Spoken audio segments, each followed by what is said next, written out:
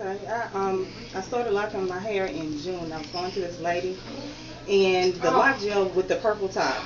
Organic root stimulator. Yes. I knew she was using that, but she was making it green. I don't know how she was making it green. I'm asking her what's in the bottle, and she's like, "Oh, I can't tell you that."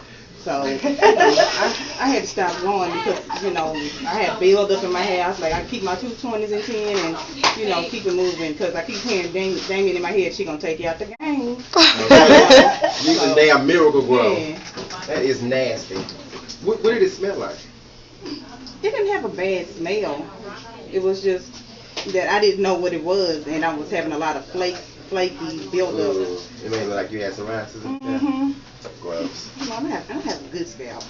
That's so nasty. And the crazy part about it is her hair's so soft. Are you mixing with her? No, she's all black.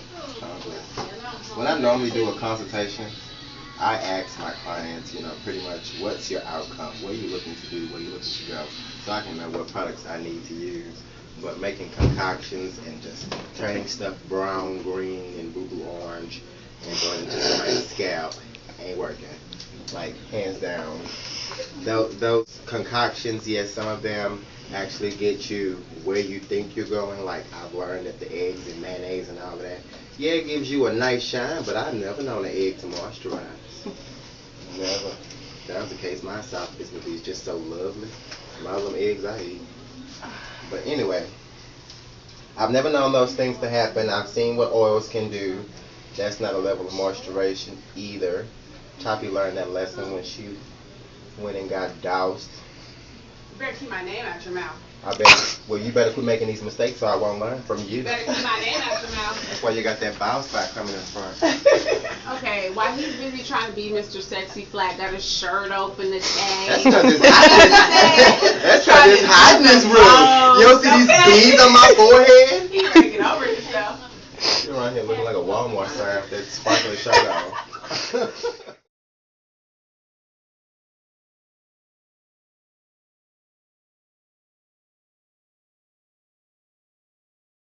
What I'm showing you right now is another, pretty much, we just did her maintenance. This is her third visit.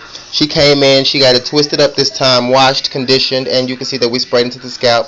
I asked her a couple of questions, and she said that she had a little bit of issues with the little scratching. Look at Shaw. She's crazy. But anyway, she had a little bit of scratching. She had a little bit of issues, but not too much, nothing too crazy over the top. You can see her back where she is budding, and see how she is going. You just DJ, just DJ hard, huh? That's what's up. But you can see she has some budding. She has a little bit of frizzing, just a small, minute, not too much. We're gonna make it work though into that. This is at this point I would have palm rolled her, but I didn't want to put too much tension on those edges, being that we're still kind of small in the root part here. But as time goes along, that's going to fill in, that's going to fill out. As you can see, it's starting to do so at those ends, and it's kind of a ripple effect where it started at those ends and then it kind of works its way up top. And that's why I use the comb, combing in those hairs, just kind of assisting in the process for those hairs to go into place. Sometimes we can get it with our fingers, sometimes we can't. I have big hands, and I'm not going to try to just do it with my hands. I get the better outcome with using my comb. So this is what we have. For those that have questions about your ends, you say your ends never lock up. This is what her ends look like. Now in time, we have to have one or two things. Either these ends are going to seal, or I'm going to have to clip them off. Which either way is fine. As long as you don't clip into the lock, you just go and clip that end piece and just knock it off. In which I'll show you that later on as time goes on. We're not going to clip that right now, but I just want to show you. This is third visit. Cleaning up parts all the way through. And for those that ask, when can you shampoo? I shampoo on the very next visit so that you can get clean, from day one to the end of whatever you're going to do with this journey, however you're going to continue it, and whatever you're going to do.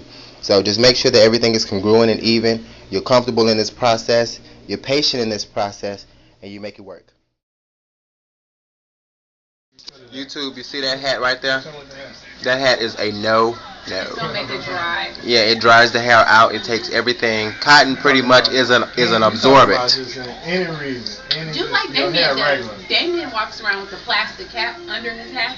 like all the time. When he walks around, he's crunchy. You know what I'm saying? Like While you being funny, it helps condition my hair. Exactly. It's very temporary, though. You know. Yeah. But the reality is while it's on there, it's pretty much the cotton is pretty much taking all out the hair. And that's pretty much it. It's even worse because did you put oil in there to begin with, or did right. you throw a hat on? Right. When I put a hat on, I just throw a hat on and go. And I do too. I mean, seriously.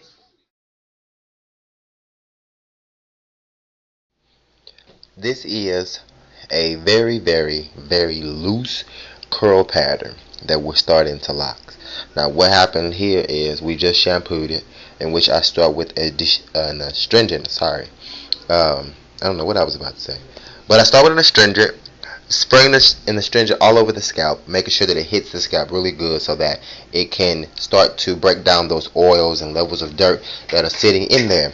I don't really go through and do a deep vigorous scratch through just yet because the pattern in this hair is so loose, as you can see here, that it can come loose still at this point. So what I want to do is I want to be able to keep the base without having to manipulate or cultivate or do anything to the base in any way to make a change. I want to be able to establish that first with this texture. Once I establish that base, then I go in, with my next shampoos. This your third visit, right? So this is his third visit, including starting. So he started, then he came and got it maintenance once, and this is the second maintenance. He is budding at this point in certain spots. Now it's not as quickly as the tighter hair. The tighter hair has room to hold on to a little more hair quicker than the loose pattern. As you see the loose pattern, it'll slide out very easily. See how I can slide my finger in there? And it'll come out just a little bit easier, but that does not stop this process from happening.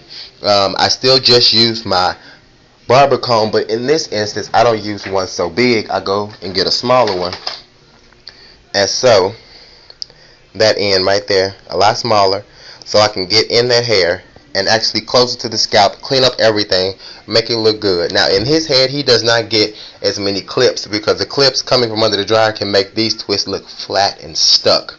So you want to make sure that you put the clip in the right place. You want to make sure that you go through the head evenly, not too tight, and you don't want to yank the comb at this point because yanking on it too hard, you'll be tearing out where the budding begins. So on this hair, I'm on my pins and needles.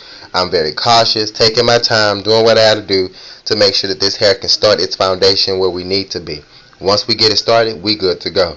So I'm going to put them under the dryer. I'll show you what the clips look like. People, we're going to put them under the dryer. This is with the clips. Now what we're going to do is I did my quick spray through in which I just saturated the whole head evenly with the spray. That's about it. You see how the clips are placed in here at a diagram to where the hair isn't sticking up.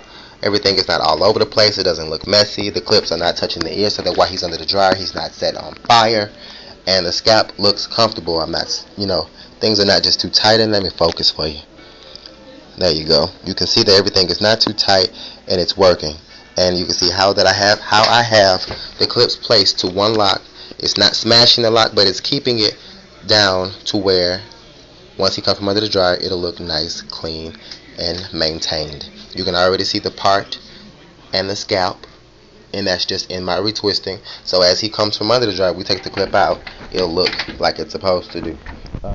This guy, he's coming every week because the hair is so loose, and that's fine because we're going to sweat, we're going to do different things that's going to possibly cause the hair to break loose a little quicker after coming from the dryer for that loose curly hair. As you can see here, the parts are defined. The locks are sticking up a bit for the clips. They kind of make, laws of physics kind of made it stick up a little bit, but in time it will go down. Actually a couple of hours it'll lay back down flat and be the same normal size as everything before. But this is pretty much how we're looking after getting it twisted, spraying it with only the lock and curl, then mixing it with a little oil sheen, and it's pretty much good to go.